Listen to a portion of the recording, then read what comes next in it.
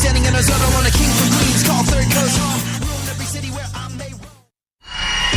Delivering fascinating subjects, interesting talk, and boobs and fart jokes. AD on iHeartRadio. Yeah, oh, let's go. Talking that mess, better act like you know. Oh, let's go tonight. Walk away, punk, yeah, bitch. That's right, I know this. You're nothing but a punk, bitch. You're nothing but a punk, bitch. So walk away, yeah, yeah. You've been talking about me for a long time. Alrighty then, Funkhauser. Let's see what remains of the news, and then we'll talk about why Keith Olberman is a freaking idiot. Alrighty. A new study shows using a sauna can help you live longer. Yeah. Unless, of course, it's a sauna at my gym, and it's completely filled with flabby old dudes who refuse to cover their junk, in which case it just leads to you scratching your eyeballs out. And potentially, if it goes on for that much longer, suicide. What is it with old dudes just being like, whatever, check out my junk? Like, in the gym sort of like locker room, I've never seen anyone's junk unless they're over 50. Like, it's like old dudes don't give a crap anymore. Have you found this to be true? That's what I'm looking forward to. Oh, yeah. What, you mean getting to age 50 and not giving a crap and being like... That's correct. Yeah, I survived. Let's see if you can. I don't know. I wonder if I'll remain bashful about such things as my years advance. There comes a point where I don't think you care anymore. I don't know. I think I'll be self-conscious my entire life. You know, I had this thing happen to me when I was a kid where I was naked on the beach, as, you know, young kids often are. And, so naked on the beach, as young kids often are. And, my mom was watching me play. And then I turned around and I wasn't me.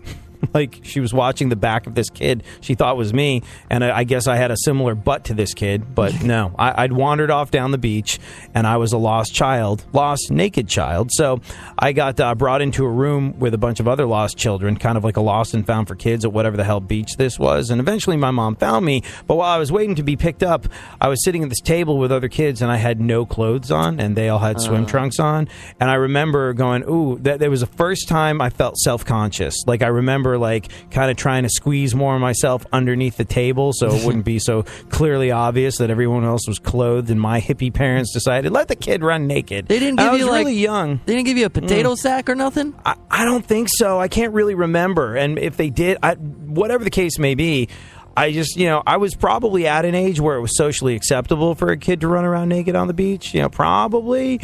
But, that led to me feeling extraordinarily self-conscious about nudity, and I think I'll carry that one to my grave. I don't think I'm going to be one of those guys at age 50 who's like, whatever, look at my sagging manberries and my old man junk in the gym. I think I'll always be self-conscious because I was left naked on a beach and eventually wound up with a bunch of other people that had clothes on at a lost and found at age 2.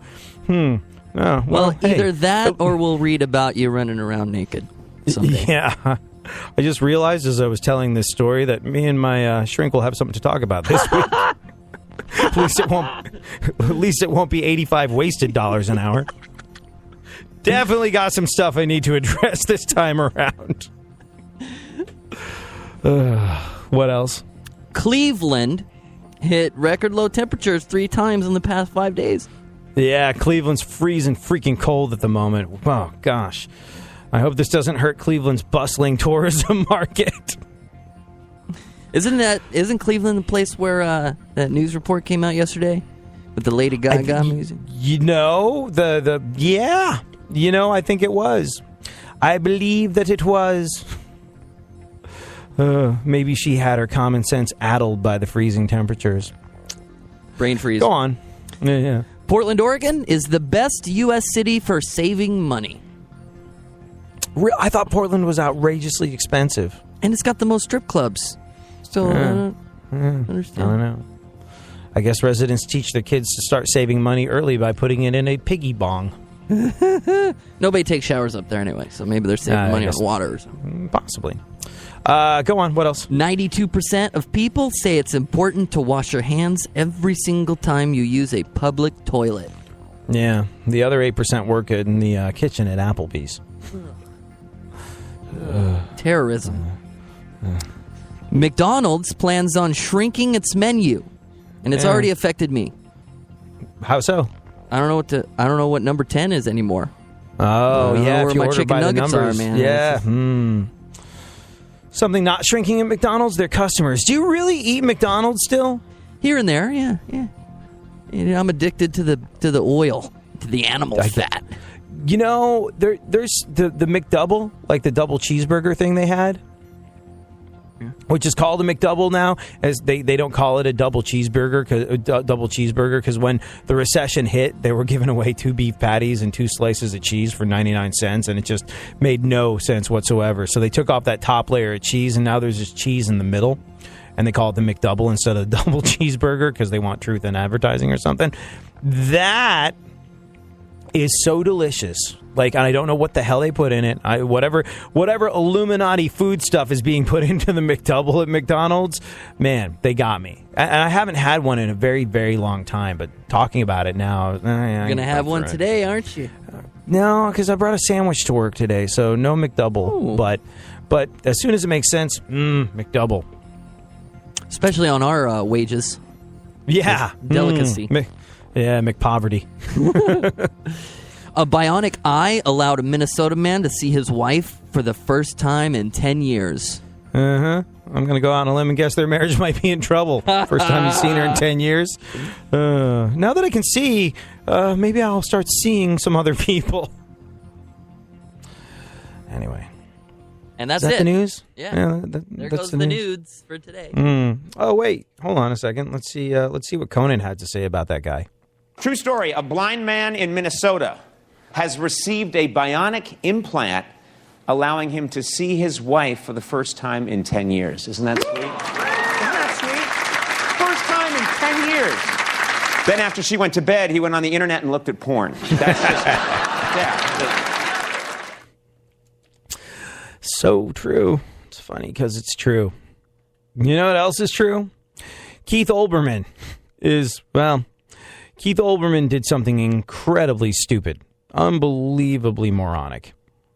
I don't know if you caught it or not, but ESPN has suspended Keith Olberman for the rest of the week after he got into a Twitter war with a bunch of college kids, Penn State supporters. It started when someone sent him a tweet saying, quote, "We are," with a link to an article about Penn State's annual dance marathon, which raises money for pediatric cancer. This year's event was last weekend. It raised more than $13 million. It's a Penn State thing that when someone yells, "We are," you're supposed to yell back, "Penn State." But Olberman responded with, "Pitiful." He's been railing on Penn State forever over the Jerry Sandusky child abuse scandal. Oh, yeah. Yeah. Oh, that's freaking brilliant. That's topical. That's timely. You know what, Keith Olberman? You're an idiot that reads for a living. Just like that freaking broad who used the racial slur on the news in Cleveland. Christy Capel. Is that her name? Yep. Has she been fired? Do we have an update on her situation? Not fired. Apologized. Not fired. Yeah. Not fired. Yeah, they wheeled out her black co-host to say, "Oh, yeah, you know, she's been to my church in the inner city with her family, and she appears to have a great time." Translation, bunch of white folks came to my black church and weren't scared. Yay. Tolerance. Oh, God. But whatever the hell the case may be with her, it's just indicative of the Keith Olbermans of this world. And her, like, if you're hired to be pretty and read stuff off the teleprompter, I believe you should stick to reading stuff off the teleprompter. It's when you go off script. It's when you try and riff. It's when you try to play outside the realm of your God-given natural abilities that things go horrifically wrong. Keith Olbermann still going after Penn State. Yeah. Keith Olbermann going after Penn State over Sandusky. You know what? You know when I got out of the Sandusky joke game? That Christmas. I remember the last Sandusky joke I told. I remember the whole thing kicked off or was resolved. It was going on over the winter. And I made a joke about the least popular children's Christmas gift that year being the Sandusky Me Elmo. And I remember doing the Sandusky Me Elmo bit and being like, okay, we're done with that. That's over. That is now yesterday's news. And, only a real hack would continue going down the Sandusky route. Oh, didn't realize it, but I guess Keith Olberman is a giant hack. So, yeah.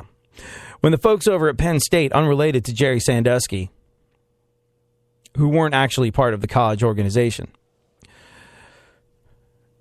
tweeted out something about their annual event, which raised $13 million for pediatric cancer, he tweeted to them that they were pitiful. That started a Twitter war between him and several Penn State supporters. Olberman started calling people morons, telling them that their Penn State degrees were worthless, and other super mature stuff. It's just these people. It's like you sit there and you read someone else's words. You're an empty freaking vessel. You happen to look presentable on camera, and that's pretty much it.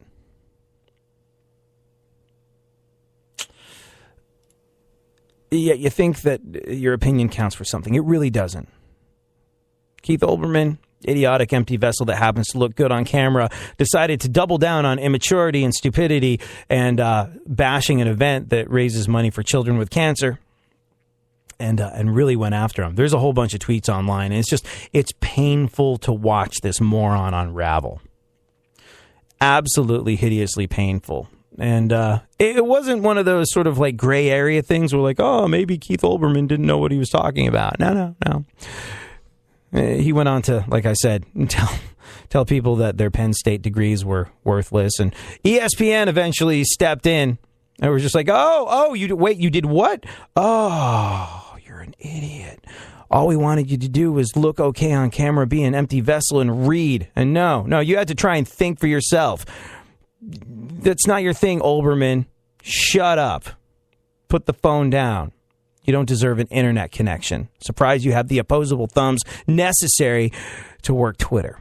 ESPN eventually intervened. They released a statement calling Keith's remarks, quote, completely inappropriate, and announced that he was off the air for the rest of the week. Keith also tweeted an apology, saying, quote, I apologize for the PSU tweets. I was stupid and childish and way less mature than students there who did such a great fundraising job. Freaking idiot. You're beating the crap out of your 50s. What the hell were you thinking? Actually, it doesn't really matter what the hell you were thinking because, well, you're a freaking moron. Like I said, the fact that you have the opposable thumbs necessary after displaying a thought process like this, the fact that you have the opposable thumbs necessary to work Twitter kind of baffles me. Question people. Question authority. Question media outlets. Question me. Question Funkhauser. Question all these people. These folks that are giving you your news. These folks whose opinions we're only too ready to digest. A lot of the time, they're coming from people that are not operating with a clutch fully engaged. Or maybe they never really had a clutch. I guess what I'm trying to say is Keith Olberman's an idiot.